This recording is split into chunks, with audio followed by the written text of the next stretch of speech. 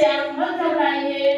दीदी करती है, नीलम दीदी करती है, पानी पिए छान के गुरु माने जान के, पानी पिए छान के गुरु माने जान के। तो दीदी पहले में हमारे साहब को जो मिला है नमः शिवाय, जो तीसरे में दिए हैं जगत जनमानस को, क्योंकि हम लोग यह जगत लालची है, हम और आप लालची हैं। क्योंकि हमारे साहब जब महादेव पूछ ले साहब से हरिनारायण जी से यही कहे, हरिनारायण जो तुम करते हो वो लोगों को बताओ। तो साहब बोलते हैं, साहब बोलते थे कि मैं सत्य बोलता था। वो सांस लिए तो जब सांस हवा के झोंके द्वारा सांस लिए तो उन्हें मिला नमः, और जब छोड़े तो मिला शिवाय। नमः मतलब शिव को, शिवाय मतलब गुरु के चरण में। सांस आया तो अंदर आया, नहीं आया तो गुरु के चरण में चला गया।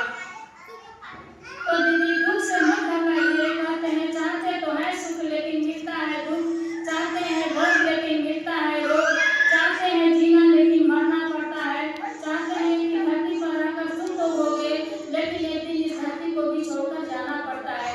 क्यों जाना पड़ता है? न ही अपनी इच्छा से आए हैं और न ही अपनी इच्छा से जाना है। एकमात्र उस गुरु की असीम दया से यह मानव तन मिला है। उन्हीं की असीम दया से, उन्हीं के कार्यों को करते हुए, उन्हीं के पावन श्री चरणों में मिल जाने के लिए आए हैं। अब तो लगता है कि नहीं, शिव को गुरु बनाने के बाद कहते हैं गुरु ज्ञान की लूट है, लूट सको स्वरूप, अंत समय पछताएगा जब खान जाएगा छूट। तो दीदी वो समय मत गवाइए। 4 बार भोजन भजन एक बार, उसमें भी आते हैं झंझट हजार।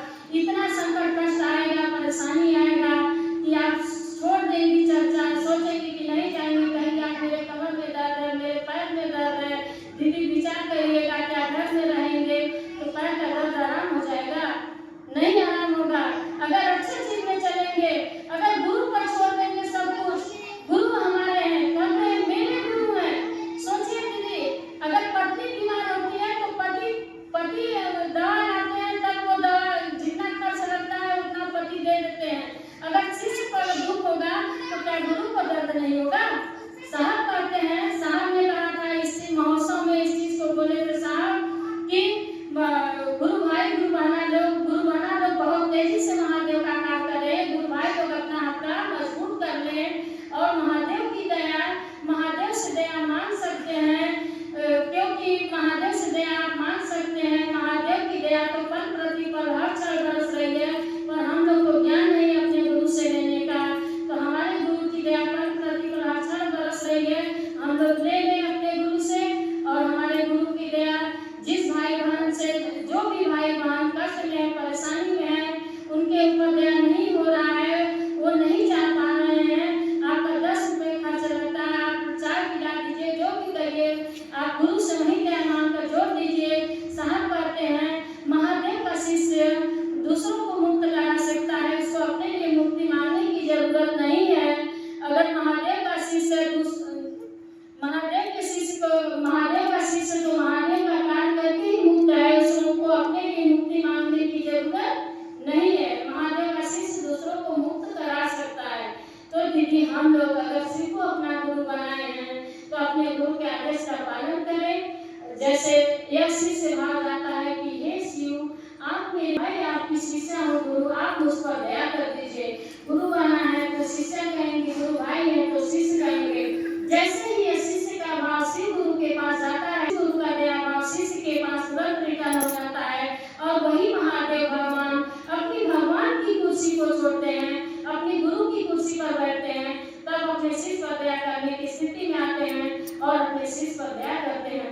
कहते हैं दया करने की आदत न होती तुम्हारी तो ये सुनी होती अदालत तुम्हारी।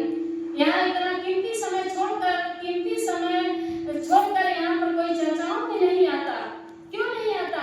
कुछ मिला है उनसे तभी तो आते हैं। हमारे साहब बोले महादेव से, हमारी इतनी गुरु बहना जो टप्पा सह कर, कष्ट सह कर आपकी चर्चाओं में आती है, उनका क्या होगा? जानती है महादेव ने क्या कहा? यह धरती फट जाएगी, आसमान नमाज रहा है, फूलों की आरती लिए हुए स्वर्ग में व्यक्ति खड़ा है कि कब महादेव का शिष्य महादेव का कार्य करके इस धरती से आए कि उसकी स्वर्ग में फूलों से आरती उतारी जाए। तो दीदी कर्म प्रधान जगत विश्व का राखा, जो जस कर्म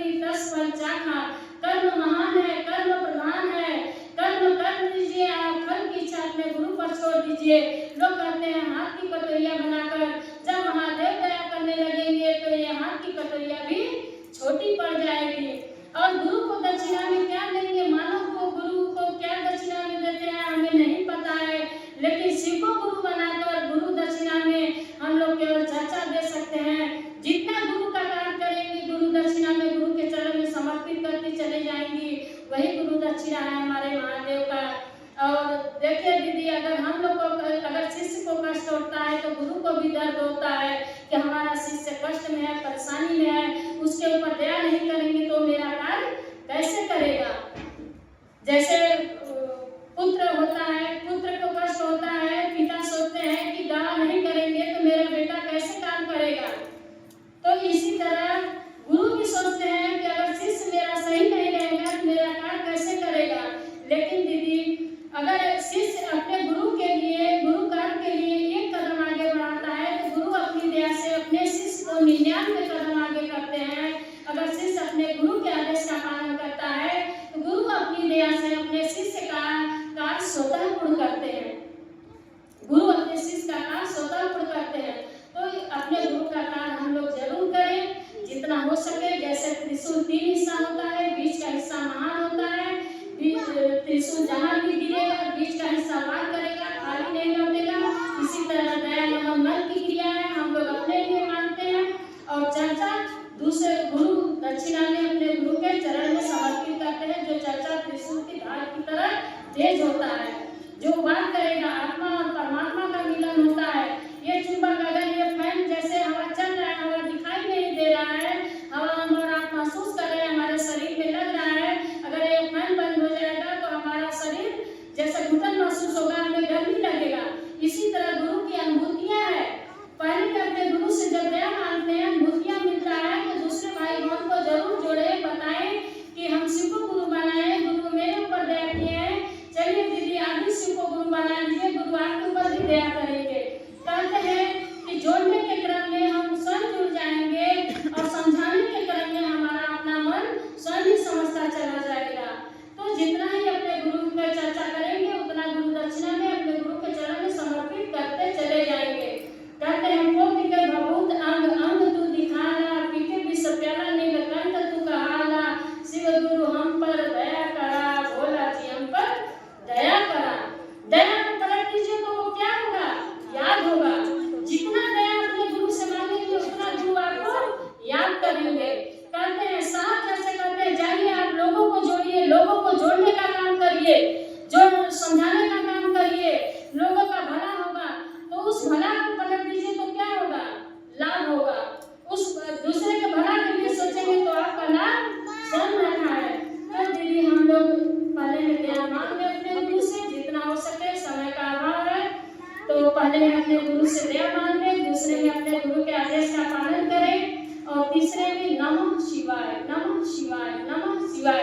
जो माला द्वारा करता है, सब पढ़ा लिखा तो है नहीं, जो माला द्वारा करता है तो माला पर रखेगा उंगली, तब गोटी पर रखेगा तो बोलेगा नमः, उसको बसाएगा तो शिवाय, नमः शिवाय, नमः शिवाय। अष्टा जप भी कर सकते हैं, नमः शिवाय। तो दीदी हम 27 ग्रह नक्षत्र होते हैं, 4 दिशाएं होती हैं और एक पात्र होता है जिस स्थान पर आप बैठकर करते हैं। 27 में 4 का गुणा करेंगे तो 108 होगा। यही 108 बार प्रणाम अपने गुरु के 5 से कमलों में जाता है तो जो अनेकों शक्तियाँ कष्ट देती है, परेशान करती है, मन जीव छा जाती है, यही 108 बार प्रणाम हर जन को संकट कष्ट से बाधाओं से मुक्त करते हुए गुरु अपनी दया से अपने शिष्य के अंदर बसे मन जीव को सीमा करते हैं। जीव और शिव एक में एक कर देते हैं। तो यही करके दया नमन मन की क्रिया है, चर्चा एक दूसरे भाई बहन से बोल के करना है। आइए एक छोटा सा भजन